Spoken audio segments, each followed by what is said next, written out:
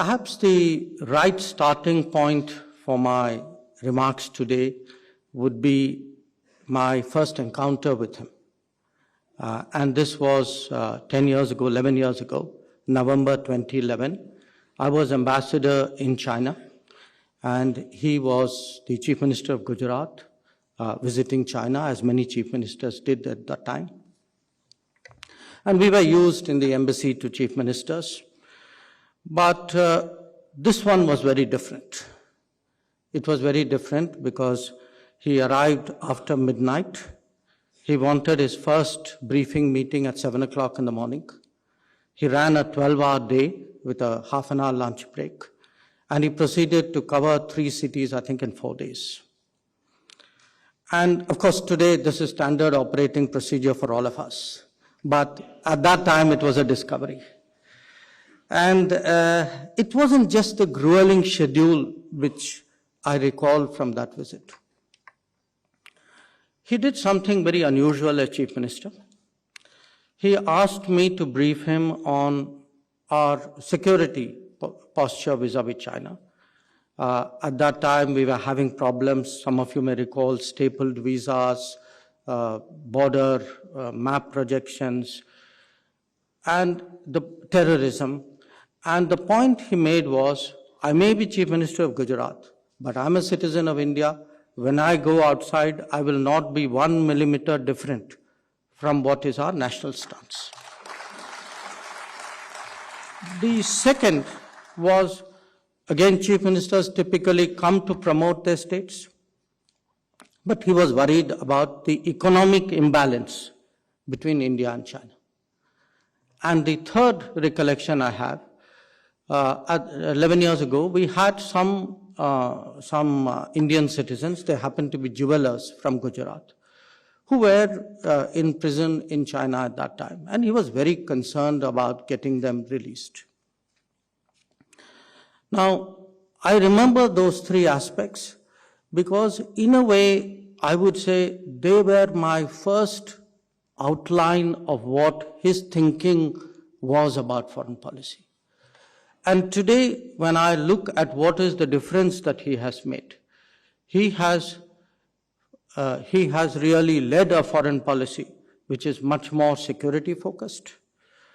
He has practiced a diplomacy which is more development focused. He has created people-centric policies in foreign policy. And he has run a foreign policy of a civilizational state. So let me very quickly fast forward 8 years and run through each of these 4 themes.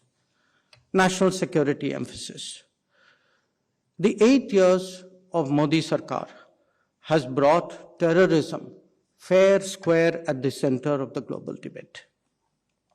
And he has concentrated on developing the border infrastructure because he knows that is essential to meet our security challenges. So it could be Uri and Balakot, it could be Doklam and Ladakh. But you can see today, this is not a country that shies away from its hard security challenges. Let me talk about diplomacy for development.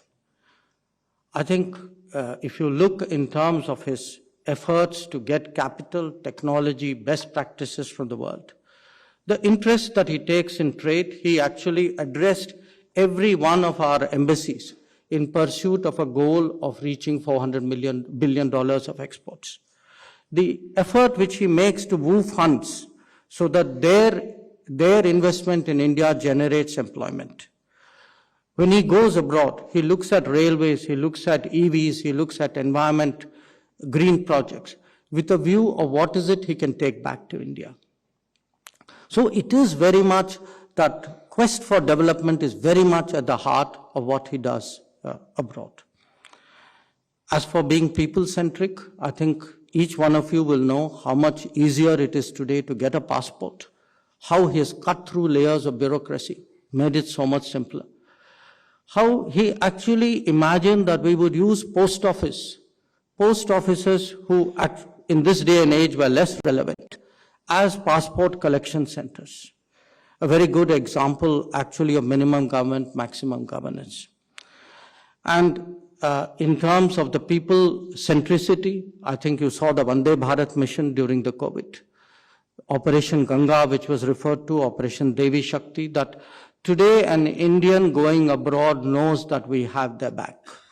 That in whatever situation of distress, we are there for them. And that is a huge change in the country's profile, in the confidence that citizens have about us, and in the view that the world has about us. And this is also reflected in his diaspora policies, in his Diaspora Connect, beginning with Madison Square Garden. In fact, in my chapter, I describe what was the conversation we had, which led to the Madison Square Garden program. And our effort today at migration and mobility agreements so that our people can work abroad, because Prime Minister Modi sees the world not just as a marketplace, but as a global workplace. And a lot of his foreign policy efforts are in that direction. And finally, the cultural side.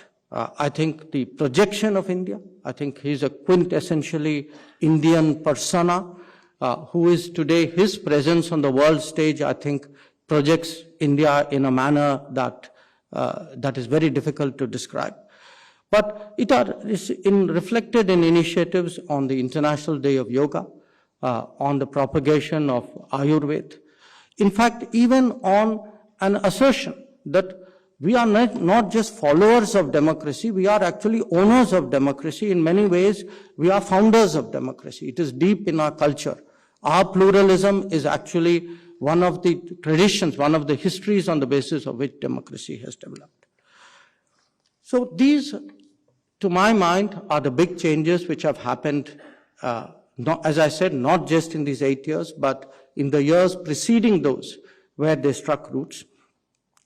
But I also see them reflected in greater conceptual clarity, in the idea of a non-reciprocal generous neighborhood policy, in the idea of a ocean space, a Sagar policy, where we are the first responders, in extended neighborhoods, whether it is the Gulf, Southeast Asia, or Central Asia, in an independent and confident posture in the world, where we can engage all the major powers on our terms, knowing our interests and getting our outcomes, and in expanding our global footprint.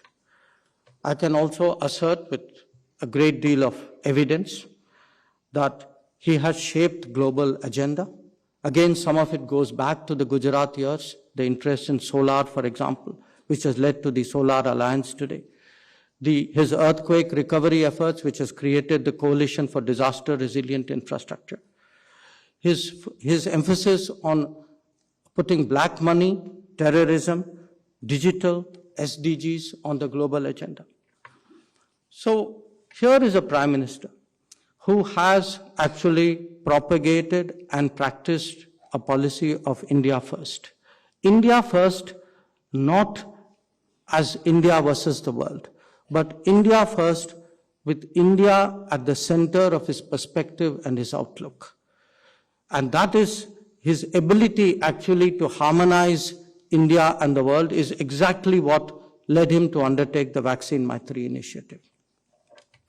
So to sum up, the chapter that I have in the book actually lays out what I would say is the paradox of Narendra Modi. A visionary, but a person of great detail. A culturally steeped person, very deep in our heritage, but a great modernizer. A very strong nationalist, but a very believing internationalist. So, as they said, happy reading. If you like the video, do like, comment, share and subscribe.